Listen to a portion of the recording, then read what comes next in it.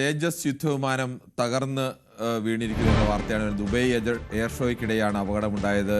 ദുബൈയിലെ പ്രാദേശിക സമയം 2:10 അപകടം ഉണ്ടായത്. ഉച്ചയ്ക്ക് അല്പസമയം മുമ്പാണ് അപകടമുണ്ടായത്.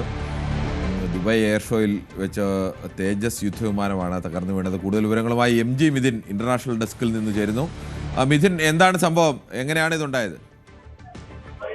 കഴിഞ്ഞ 5 ദിവസമായി കിരൺ ഈ എയർ ഷോ ദുബായിൽ തുടങ്ങിയായിരുന്നു. അതിൽ 3 തേജസ് വിമാനങ്ങളായിരുന്നു പങ്കെടുത്തിരുന്നത്. അതിൽ ഒന്നാണ് ഇപ്പോൾ തകർന്നു വീണിരിക്കുന്നത്. ഇന്ത്യൻ സമയം കൃത്യമായി പറഞ്ഞാൽ 3:40 കൂടിയാണ് ഈ ഒരു അപകടം ഉണ്ടാകുന്നത്. എന്താണ് ഈ അപകടത്തിലേക്ക് വഴിവെച്ചതടക്കമുള്ള കാര്യങ്ങൾ ഇനി വരും നിമിഷങ്ങൾ നമുക്ക് ലഭ്യമാകും. എന്തായാലും പൈലറ്റിന്റെ നില അതീവ ഗുരുതരമായി തുടരുന്നു എന്നുള്ളതാണ്. ഇന്ത്യ തദ്ദേശമായി വികസിപ്പിച്ച യുദ്ധവിമാനമാണ് തേജസ് എന്ന് പറയുന്നത്. അതായത് MiG-21 യുദ്ധവിമാനങ്ങൾ സേനയിൽ നിന്ന് അടുത്തിടെ ഒഴിവാക്കിയിരുന്നു കാലപ്പഴക്കം ചെയ്തതിനെ തുടർന്ന്. അതിനുശേഷം പുതിയ ഒരു രൂപകൽപ്പന ചെയ്ത ഇന്ത്യ തദ്ദേശമായി വികസിപ്പിച്ചെടുത്ത വിമാനമാണ് ഈ തേജസ് എന്ന് പറയുന്നത്. തേജസ് മാർക്ക് 1 ആണ് ഈ ഒരു എയർ ഷോയിൽ പങ്കെടുക്കുകയും ചെയ്ത ഈ 3 വിമാനങ്ങൾ ഈ എയർ ഷോയിൽ കഴിഞ്ഞ 5 ദിവസമായി പങ്കെടുക്കുന്നുണ്ടായിരുന്നു. അതിലൊന്നാണ് ഇപ്പോൾ തകർന്ന് വീണിരിക്കുന്നത്. വ്യോമാഭ്യാസത്തിനിടെ 3:40 കൂടിയാണ് ഇത്തരത്തിലുള്ള അപകടം ഉണ്ടായിരിക്കുന്നത്. ഇന്ത്യൻ യുദ്ധവിമാനം തേജസ് തകർന്നു വീഴുകയും ചെയ്തത്. എന്തായാലും ഇന്ത്യയെ സംബന്ധിച്ച് ഇന്ത്യയുടെ വിശ്വസ്തമായിട്ടുള്ളൊരു യുദ്ധവിമാനമായിരുന്നു. അത് എങ്ങനെയാണ് ഈ ഒരു അപകടത്തിലേക്ക് നയിച്ചത്, എന്താണ് ഈ ഒരു അപകടത്തിലേക്ക് നയിച്ചതെന്നടക്കമുള്ള കാര്യങ്ങൾ നമുക്ക് അറിയേണ്ടതായിട്ടുണ്ട്. നിലവിൽ ഈ വിഷയത്തിൽ, അതായത് ഇപ്പോൾ ലഭ്യമാകുന്ന വിവരങ്ങൾ അനുസരിച്ച് ഈ പൈലറ്റ് ഗുരുതരാവസ്ഥയിൽ തുടരുന്നു എന്നുള്ളതാണ്. അവിടെ മറ്റ് ഈ പറയുന്ന ഫയർഫോഴ്സിൻ്റെ ഒക്കെ സംഘം എത്തി തീയണയ്ക്കാനുള്ള ശ്രമങ്ങളൊക്കെ തുടരുന്നു. അവിടെ നിന്ന് ഈ പൈലറ്റിനെ കണ്ടെത്തിയോ എന്നടക്കമുള്ള വിശദാംശങ്ങൾ കൂടി ലഭ്യമാകേണ്ടതായിട്ടുണ്ട്. എന്തായാലും നിലവിലെ നമുക്ക് CNN ന്യൂസ് 8 അടക്കം റിപ്പോർട്ട് ചെയ്യുന്നത് പോലെ തന്നെ ഈ സമയം, അതായത് തകർന്ന് വീണ് പൊടുന്നനെ താഴേക്ക് പതിക്കുന്ന സമയത്ത് ഈ പൈലറ്റ് ഇത്തരത്തിൽ സീറ്റ് ഇജക്ട് ചെയ്തോ എന്നടക്കമുള്ള ഒരു കാര്യങ്ങൾ അത് പരിശോധിച്ചു വരികയാണ് എന്നുള്ളതാണ്. അങ്ങനെ ഏതെങ്കിലും തരത്തിൽ പൈലറ്റിന് രക്ഷപ്പെടാൻ സാധിച്ചോ എന്ന കാര്യങ്ങൾ കൂടി പരിശോധിക്കുന്നുണ്ട് എന്നാണ് CNN ന്യൂസ് 8 അടക്കമുള്ള ദേശീയ മാധ്യമങ്ങൾ റിപ്പോർട്ട് ചെയ്യുന്നത്. എന്തായാലും വളരെ ദാരുണമായിട്ടൊരു സംഭവം. നമ്മൾ ഇന്ത്യയെ സംബന്ധിച്ച് വളരെ പ്രധാനപ്പെട്ട യുദ്ധവിമാനങ്ങളിൽ ഒന്നാണ് തേജസ് മാർക്ക് 1 എന്ന ഈ യുദ്ധവിമാനം. അത് 3 എണ്ണമായിരുന്നു കഴിഞ്ഞ 5 ദിവസങ്ങൾക്കിടെ ഈ ഒരു പരിശീലന പറക്കലിൻ്റെ ഭാഗമായി, വ്യോമാഭ്യാസത്തിൻ്റെ ഭാഗമായി ദുബായ് എയർ ഷോയുടെ ഭാഗമായി ഉണ്ടായിരുന്നത്. അതിലൊന്നാണ് പൊടുന്നനെ പറന്നു വീഴുകയും ചെയ്തത്. കഴിഞ്ഞ 4-5 ദിവസമായി ഈ ഇത്തരത്തിലുള്ള പറക്കലുണ്ടായിരുന്നു, അത് ഈ വ്യോമാഭ്യാസം ഉണ്ടായിരുന്നു. പക്ഷേ അപ്പോഴും തന്നെ ഈ ഏതെങ്കിലും തരത്തിൽ വിമാനത്തിൽ കേടുപാടുകൾ ഉണ്ടായിരുന്നു അല്ലെങ്കിൽ എന്തെങ്കിലും സാങ്കേതിക തകരാറ് ഒന്നും തന്നെ റിപ്പോർട്ട് ചെയ്തിട്ടില്ല എന്നാണ് ലഭ്യമാകുന്ന വിവരം. ഇപ്പോൾ എന്താണ് സംഭവിച്ചതെന്നടക്കമുള്ള കാര്യങ്ങൾ പരിശോധിച്ചു വരികയാണ് കിരൺ. ഈ കഴിഞ്ഞ 5 ദിവസമായി എയർ ഷോയിൽ പങ്കെടുത്തുകൊണ്ടിരുന്ന യുദ്ധവിമാനമാണല്ലോ, അത് ആ വിമാനം തന്നെയാണോ ഇപ്പോൾ തകർന്നു വീണിരിക്കുന്നത്? തീർച്ചയായും അത് തന്നെയാണ്. അതിൽ 3-ൽ 1 ഇപ്പോൾ തകർന്നു വീണിരിക്കുന്നത്. തേജസ് MK-1A എന്ന യുദ്ധവിമാനമാണ്. അത് അടുത്തിടെയാണ് ഇന്ത്യൻ വ്യോമസേനയുടെ ഭാഗമാകുന്നത്. MiG-21 അത് കാലപ്പഴക്കം ചെയ്യുന്നതിനെ തുടർന്ന് സേനയിൽ നിന്ന് ഒഴിവാക്കിയിരുന്നു. അതിന് പിന്നാലെയാണ് ഇപ്പോൾ തേജസ് മാർക്ക് 1 എന്ന ഈ ഒരു യുദ്ധവിമാനം ഇന്ത്യയുടെ സേനയുടെ ഭാഗമാകുന്നത്. വ്യോമസേനയ്ക്ക് കഴിഞ്ഞ ഓഗസ്റ്റ് മാസത്തിലാണ് അതിൻ്റെ ഒരു കരാറിൽ ഏർപ്പെടുകയും ഒപ്പം തന്നെ പിന്നീട് അത് ഇന്ത്യൻ വ്യോമസേനയുടെ ഭാഗമായി മാറുകയും ചെയ്ത. ആദ്യഘട്ടത്തിൽ 97 തേജസ് വിമാനങ്ങളാണ് ഇത്തരത്തിൽ വ്യോമസേനയുടെ ഭാഗമായിരുന്നത്. അതിൽ 3 യുദ്ധവിമാനങ്ങളാണ് ഇത്തരത്തിൽ ദുബായ് എയർ ഷോയുടെ ഭാഗമായി വ്യോമാഭ്യാസത്തിൽ ഏർപ്പെടുന്നത്. കഴിഞ്ഞ 5 ദിവസമായി ഇത് പറക്കലിനുണ്ടായിരുന്നു. വലിയ രീതിയിൽ നമുക്കറിയാം, നേരത്തെ പരീക്ഷണ പറക്കലിൻ്റെ അടിസ്ഥാനമായി ഇന്ത്യയിലെ പല ഇടങ്ങളിൽ, പ്രത്യേകിച്ച് തൃശ്ശൂരിൻ്റെ ഭാഗമായൊക്കെ ഈ ഒരു വിമാനം പറന്നതായിരുന്നു. പലയിടങ്ങളിൽ വലിയ രീതിയിൽ വ്യോമാഭ്യാസം നടത്തിക്കൊണ്ടിരുന്ന വിമാനം കൂടിയായിരുന്നു. പക്ഷേ എന്താണ് ഈ ഒരു പൊടുന്നനെ ഈ വിമാനം തകർന്നു വീഴാനുണ്ടായ സാഹചര്യം എന്നടക്കമുള്ള കാര്യങ്ങൾ പഠിച്ചുകൊണ്ടിരിക്കുകയാണെന്നുള്ളതാണ്. അതിൻ്റെ വിവരങ്ങൾ എന്തായാലും അല്പസമയത്തിനകം തന്നെ ലഭ്യമാവുകയും ചെയ്യും. ഒരു സിംഗിൾ സീറ്റ് ലൈറ്റ് കോമ്പാറ്റ് എയർക്രാഫ്റ്റാണ് തകർന്നു വീണിരിക്കുന്നത്. അതിൽ ഈ സമയം പൈലറ്റ് ആ സമയം ഈ സീറ്റ് ഇജക്ട് ചെയ്തിരുന്നു എന്നടക്കമുള്ള കാര്യങ്ങൾ പരിശോധിച്ചു വരുന്നുണ്ട്. മറ്റ് ചില ദേശീയ മാധ്യമങ്ങളടക്കം ഇങ്ങനെ ഈ പൈലറ്റിൻ്റെ നില അതീവ ഗുരുതരമായി തുടരുന്നു എന്നുള്ള രീതിയിലുള്ള ചില വാർത്തകൾ കൂടി പുറത്തുവിടുന്നുണ്ട്. എന്തായാലും അതിൻ്റെ ഒരു ഔദ്യോഗിക സ്ഥിരീകരണം വരേണ്ടതായിട്ടുണ്ട്. എന്തായാലും നിലവിൽ ഇന്ത്യൻ സമയം 3:40 കൂടി, അവിടുത്തെ പ്രാദേശിക സമയം 2:10 കൂടിയാണ് ഈ അപകടം ഉണ്ടാകുന്നത് എന്നുള്ളതാണ് അറിയാൻ സാധിക്കുന്നത്.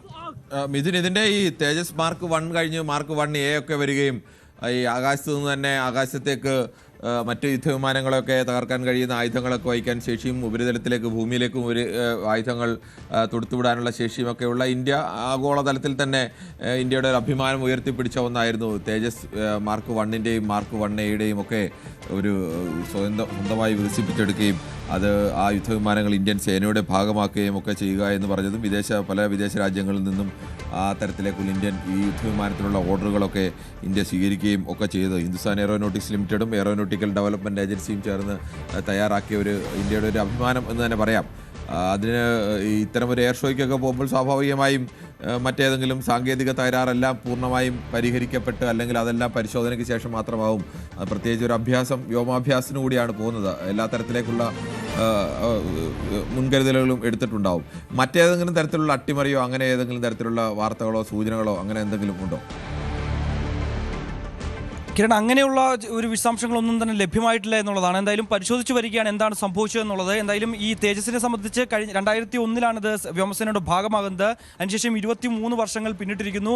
ഇതിനോടകം തന്നെ 2 അപകടം മാത്രമാണ് ഈ 23 വർഷക്കാലങ്ങളായി നടന്നിട്ടുള്ളത്. കഴിഞ്ഞ വർഷമായിരുന്നു 2024 ആദ്യമായി ഒരു അപകടം ഈ തേജസ് ഫൈറ്റർ ജെറ്റിന് ഉണ്ടാകുന്നത്. അത് രാജസ്ഥാനിലെ ജയ്സാൽമറിൽ വെച്ചായിരുന്നു ആ അപകടം ഉണ്ടായത്. അന്ന് ഈ സീറ്റ് ഇജക്റ്റ് ചെയ്തുകൊണ്ട് പൈലറ്റ് രക്ഷപ്പെടുന്ന ഒരു സ്ഥിതിവിശേഷമുണ്ടായിരുന്നു. ഒരു പരിക്കുകളൊന്നും സംഭവിക്കാതെ പൈലറ്റ് രക്ഷപ്പെടുന്നു. അതായിരുന്നു ആദ്യത്തെ സംഭവം. ഇപ്പോൾ രണ്ടാമത്തെ ഫൈറ്റർ ജെറ്റാണ് ഇത്തരത്തിൽ തേജസ് യുദ്ധവിമാനത്തിലെ രണ്ടാമത്തെ വിമാനമാണ് ഇങ്ങനെ തകർന്നു വീഴുന്നത്. കഴിഞ്ഞ 23 വർഷത്തെ ചരിത്രം എടുത്തു നോക്കുമ്പോൾ രണ്ടാമത്തെ അപകടമാണ് ഇപ്പോൾ ഉണ്ടായിരിക്കുന്നത്. പൈലറ്റിന്റെ നില അതീവ ഗുരുതരമായി തുടരുന്നതടക്കമുള്ള വിവരങ്ങൾ ചില മാധ്യമങ്ങൾ റിപ്പോർട്ട് ചെയ്യുന്നുണ്ട്.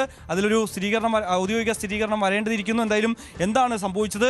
ഈ ദുബായ് എയർ ഷോ എന്നുള്ളത് തന്നെ മറ്റൊരു രാജ്യത്ത് നമ്മളുടെ രാജ്യത്തെ പ്രതിനിധീകരിച്ചുകൊണ്ട് ഇങ്ങനെയുള്ള വ്യോമാഭ്യാസങ്ങൾ ഒക്കെ നടക്കുമ്പോൾ പൂർണ്ണമായും അതിൻ്റെ സാങ്കേതിക തകരാറ് എന്തെങ്കിലും ഉണ്ട് എങ്കിൽ അത് കൃത്യമായി പരിശോധിച്ചതിന് ശേഷമായിരിക്കും ഇങ്ങനെയുള്ള വ്യോമാഭ്യാസങ്ങളിലേക്കൊക്കെ കടക്കുക. അത് തദ്ദേശ തലത്തിൽ നടത്തുമ്പോഴും അല്ലെങ്കിൽ മറ്റ് രാജ്യങ്ങളുടെ ഭാഗമായി നടത്തുമ്പോഴും ഒക്കെ അത്തരത്തിലുള്ള പരിശോധനകൾ നടത്താറുള്ളത് പതിവാണ്. പക്ഷേ ഇപ്പോഴെന്താണ് നമുക്ക് ആ ദൃശ്യങ്ങളിൽ കാണുന്ന പോലെ തന്നെ, അതായത് കൃത്യമായി പറന്നുയരുന്നു. ആ സമയത്ത് ഇവിടുന്ന് താഴേക്ക് പതിക്കുകയാണ് ചെയ്യുന്നത്. കുത്തനെ താഴേക്ക് പതിക്കുകയാണ് ഈ വിമാനം ചെയ്യുകയും ചെയ്തത്. എന്താണ് സംഭവിച്ചത്? അത് ഏതെങ്കിലും തരത്തിൽ നിയന്ത്രണം വിട്ടതാണോ അല്ലെങ്കിൽ പൈലറ്റിൻ്റെ ഭാഗത്ത് നിന്ന് എന്തെങ്കിലും അഭാവം ഉണ്ടായതോ എന്നുള്ളതാണ് അറിയേണ്ടിയിരിക്കുന്നത്. എന്തായാലും 0 ആൾട്ടിറ്റ്യൂഡിൽ പൈലറ്റിന് ഇജക്റ്റ് ചെയ്യാനുള്ള സൗകര്യം, അതാണ് ഈ വിമാനത്തിൻ്റെ സവിശേഷത എന്നുള്ളതാണ്.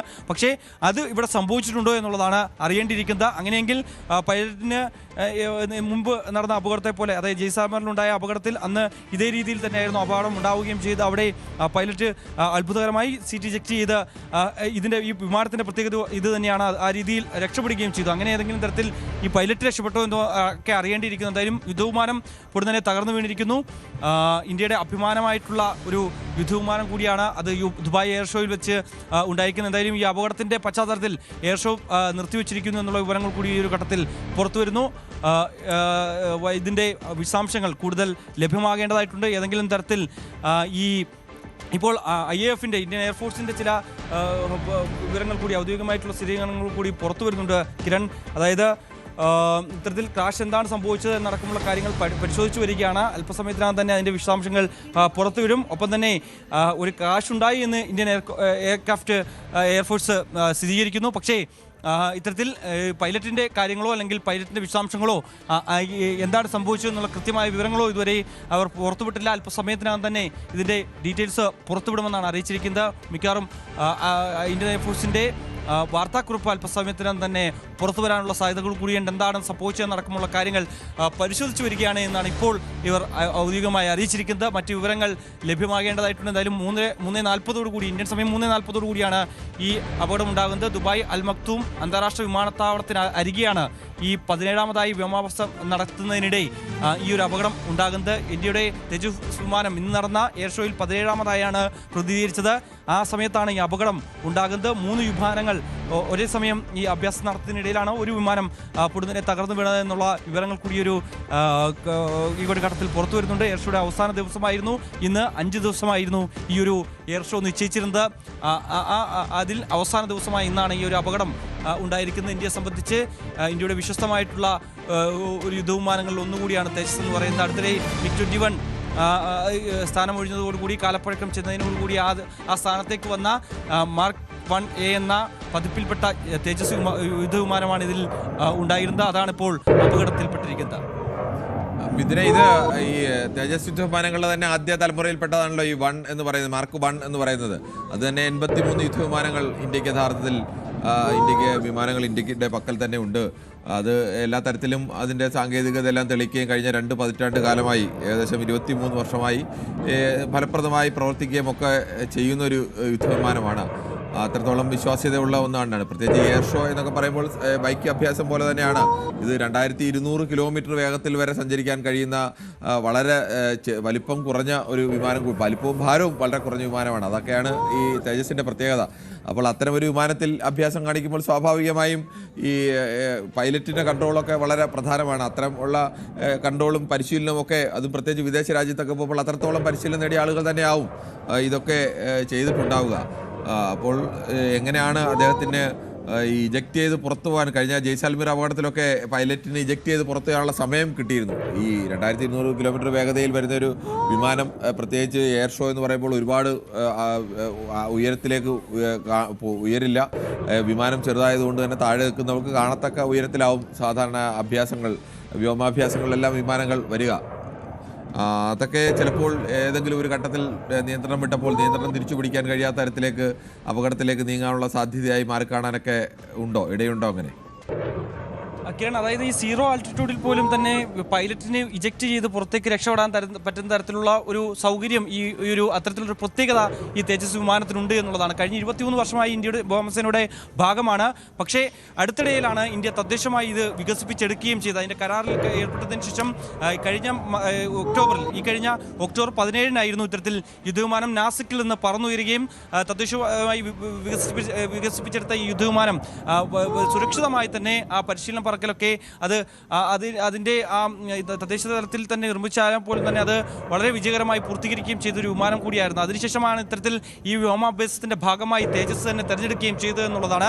തേജസ് MK-1 യുദ്ധവിമാനം അന്നും ഇത്തരത്തിൽ, അതായത് ഈ നേരത്തെ ഈ കഴിഞ്ഞ വർഷം ഇതിൻ്റെ പരിശീലന പറക്കൽ നടക്കേണ്ടതായിരുന്നു. ഈ തദ്ദേശമായി വികസിപ്പിച്ചെടുത്തതിന് ശേഷം ചില സാങ്കേതിക തകരാറുകളൊക്കെ അന്നൊക്കെ ഉടലെടുത്തിരുന്നു. അതായത് ഈ പറന്നുയരാൻ തയ്യാറെടുക്കുമ്പോഴൊക്കെ ഈ യുദ്ധവിമാനത്തിൻ്റെ ഉണ്ടാകുന്ന ചില തടസ്സം അത് വലിയ രീതിയിൽ വ്യോമസേനയെ പ്രതിസന്ധിയിലാക്കുന്നുണ്ടായിരുന്നു. കഴിഞ്ഞ വർഷം നടത്താനിരുന്ന പരിപാടി അതിൽ കാലതാമസം ഉണ്ടാകാനുള്ള പ്രധാന കാരണം അതായിരുന്നു വ്യോമസേന പറയുകയും ചെയ്തത്. അതിനുശേഷമായിരുന്നു ഇതിൻ്റെയൊക്കെ ഈ തടസ്സങ്ങളൊക്കെ പൂർത്തീകരിച്ചതിന് ശേഷം അമേരിക്കയിൽ നിന്നുള്ള GEO F404 എഞ്ചിൻ എത്തിച്ചതിന് ശേഷമാണ് ഇത്തരത്തിൽ അതിൻ്റെയൊക്കെ ഒരു തടസ്സം അത് മാറ്റുകയും ഒപ്പം തന്നെ പൂർണ്ണ തോതിൽ അത് സർവ്വസജ്ജമായി കഴിഞ്ഞ ഒക്ടോബറിൽ പരീക്ഷണ പറക്കൽ വിജയകരമായി പൂർത്തീകരിക്കുകയും ചെയ്തത്. അതിനുശേഷമാണ് ഇപ്പോൾ ഇങ്ങനെ ഈ ദുബായ് എയർ ഷോയുടെ ഒക്കെ ഭാഗമായത്. അടുത്തിടെ നടന്ന തൃശ്ശൂർ വ്യോമാഭ്യാസമൊക്കെ നമ്മൾ കണ്ടതാണ്. അതിൽ പ്രധാനപ്പെട്ട വ്യോമാഭ്യാസം നടത്തിയ യുദ്ധവിമാനങ്ങളിൽ ഒന്നുകൂടിയായിരുന്നു തേജസ് വിമാനം എന്നുള്ളതാണ്. അതിലൊക്കെ കൃത്യമായ രീതിയിൽ വലിയ രീതിയിൽ പ്രകടനം കാഴ്ചവെച്ചിട്ടുള്ള വിമാനം കൂടിയായിരുന്നു ഇത് എന്നുള്ളതായിരുന്നു. പക്ഷേ എന്താണ് ഇപ്പോൾ സംഭവിച്ചത് എന്നുള്ളതാണ് നമുക്കിനി അറിയേണ്ടിയിരിക്കുന്നത്. ഇതുവരെ അതായത്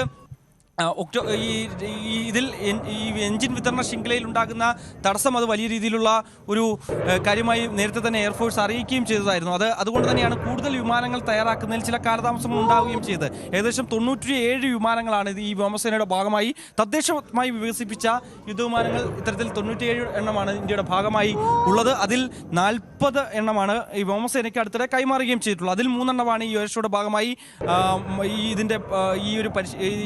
ഈ വ്യോമാഭ്യാസത്തിന്റെ ഭാഗമായി പങ്കെടുക്കുകയും ചെയ്ത് ഇന്ത്യ തദ്ദേശമായി വികസിപ്പിച്ചെടുത്ത പ്രധാനപ്പെട്ട യുദ്ധവിമാനങ്ങളിൽ ഒന്നുകൂടിയാണ് തേജസ് ഫൈറ്റർ ജെറ്റ്.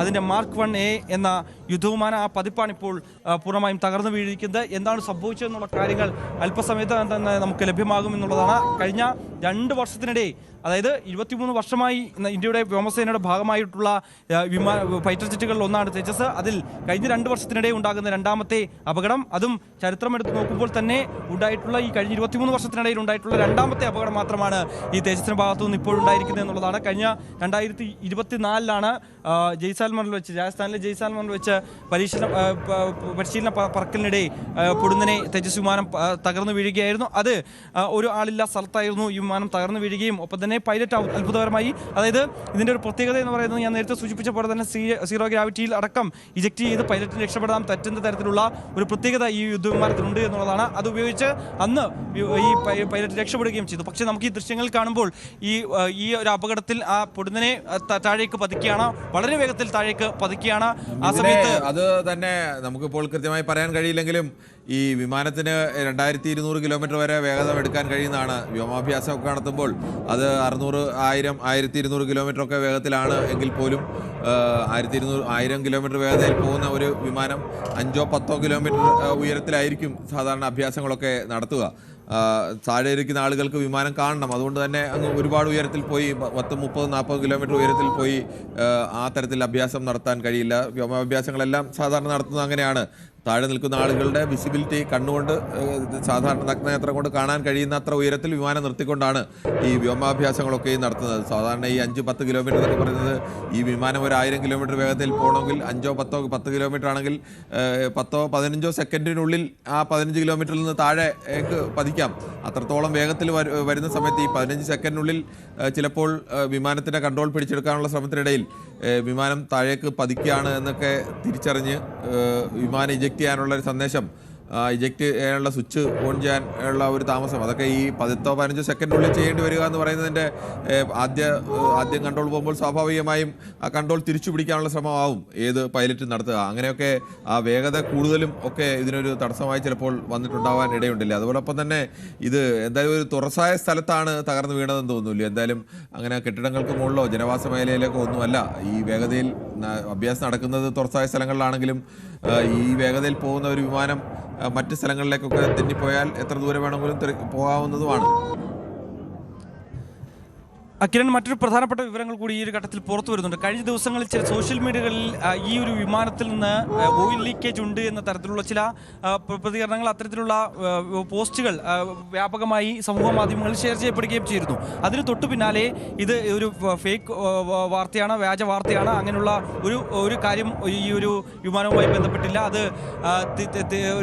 അത്തരത്തിലുള്ള വ്യാജ വാർത്തകൾ പ്രചരിപ്പിക്കരുതെന്ന് ചൂണ്ടിക്കാണിച്ചുകൊണ്ട് ഇത്തരത്തിൽ എയർഫോഴ്സ് വൻ രംഗത്ത് വരുന്നൊരു പശ്ചാത്തലം ഉണ്ടായിരുന്നു. അതിനുശേഷമാണ് ഇങ്ങനെ ഒരു അപകടം നടന്നതെന്നുള്ളത് ഏറ്റവും ശ്രദ്ധേയമായിട്ടുള്ള കാര്യമാണ്.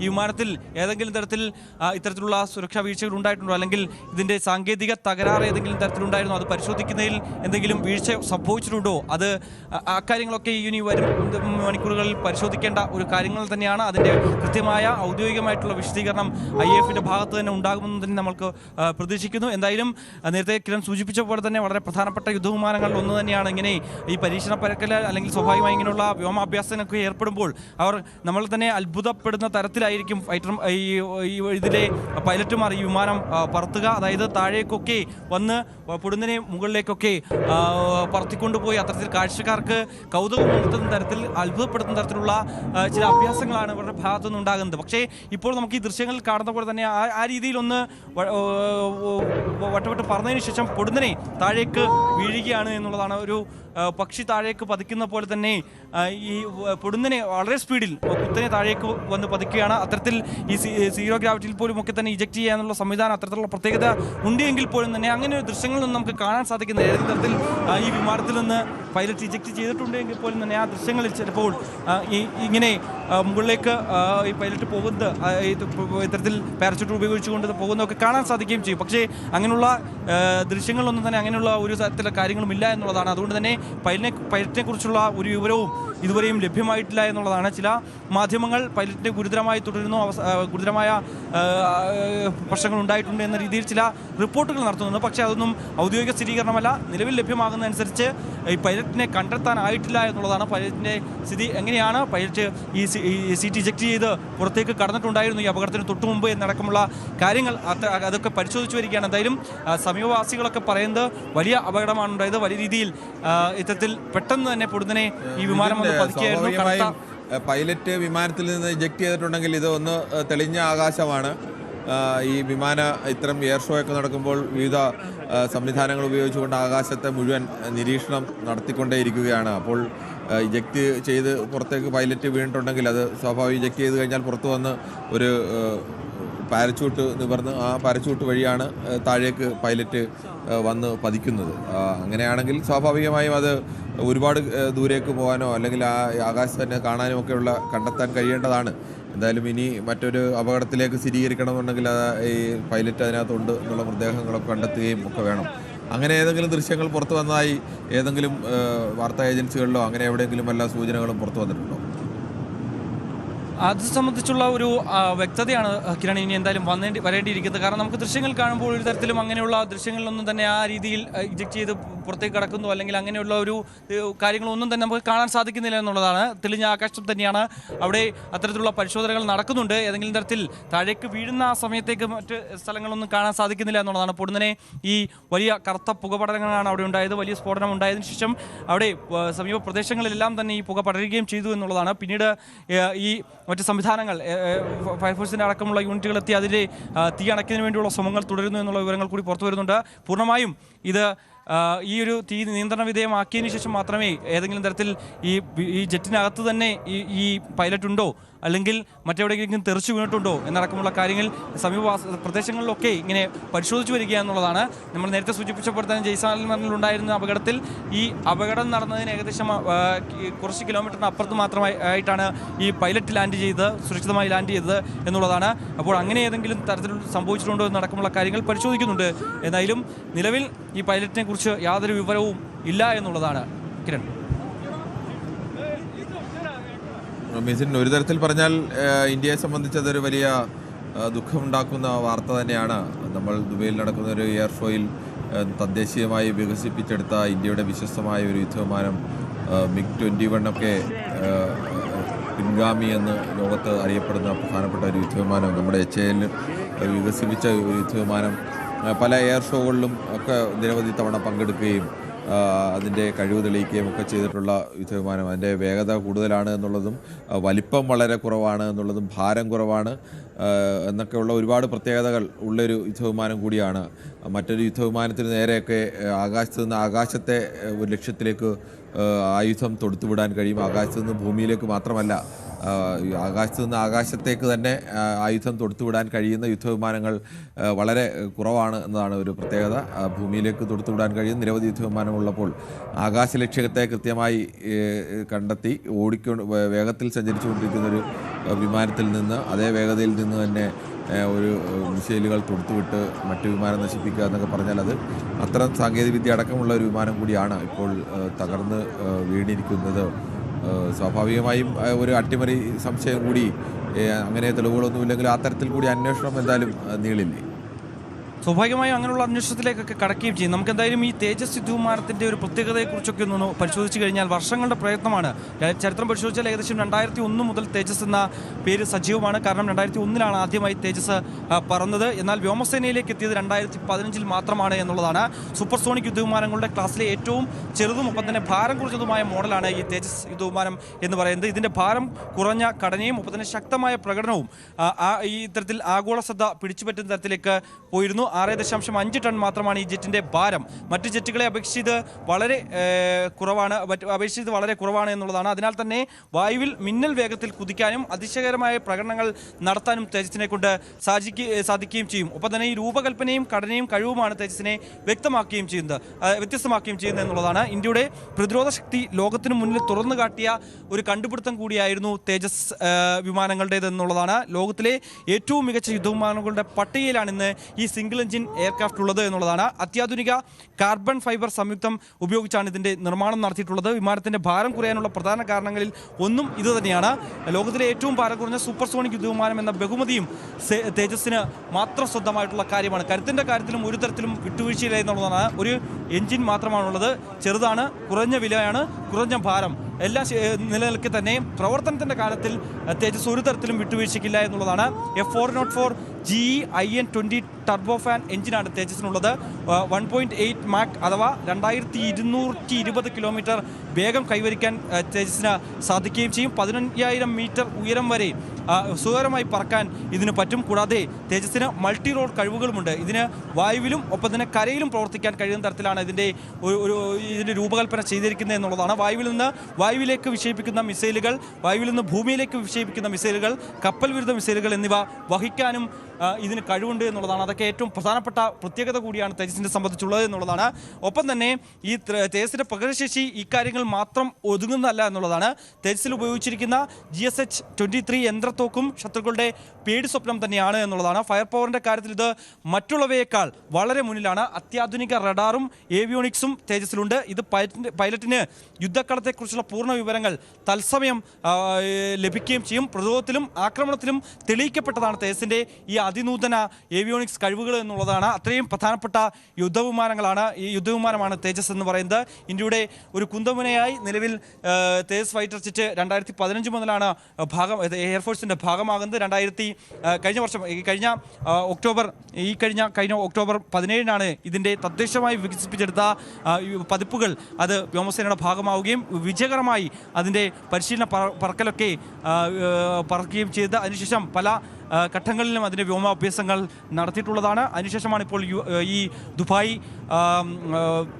എയർ ഷോയുടെ ഭാഗമായി ഈ 3 തേജസ് വിമാനങ്ങൾ അതിൻ്റെ ഭാഗമായി എത്തിയത്. അവിടെയാണ് ഇപ്പോൾ വളരെ ഒരു ദാരുണമായിട്ടുള്ളൊരു സംഭവം ഉണ്ടായിരിക്കുന്നത്. ഈ യുദ്ധവിമാനം തകർന്നു വീഴുന്ന തരത്തിലേക്ക് കാര്യങ്ങൾ പോവുകയും ചെയ്ത് ഇതിൻ്റെ ചരിത്രം ഞാൻ നേരത്തെ സൂചിപ്പിച്ച പോലെ 23 വർഷങ്ങൾക്കിടെ രണ്ടാമത്തെ യുദ്ധവിമാനം മാത്രമാണ് അതിൽ തകർന്നു വീഴുന്നത്. അതിൽ കഴിഞ്ഞ വർഷം അത് തദ്ദേശമായി വികസിപ്പിച്ചെടുത്തതല്ല എന്നുള്ളതാണ്. ഇപ്പോൾ തകർന്നു വീണതാണ് ഇന്ത്യയുടെ തദ്ദേശമായി വികസിപ്പിച്ചെടുത്ത മാർക്ക് 1A എന്ന യുദ്ധവിമാനമാണ് ഇപ്പോൾ തകർന്നു വീണിരിക്കുന്നത്. എന്തായാലും വളരെ ദാരുണമായിട്ടുള്ള സംഭവം. പൈലറ്റിനെ കുറിച്ച് ഇതുവരെയും ഒരു വിവരവും ലഭിച്ചിട്ടില്ല എന്നുള്ളതാണ്. ഇതിൻ്റെ ഭാഗമായ ദുബായ് എയർ ഷോ ഇപ്പോൾ നിർത്തിവെച്ചിരിക്കുന്ന സ്ഥിതിവിശേഷമാണ്.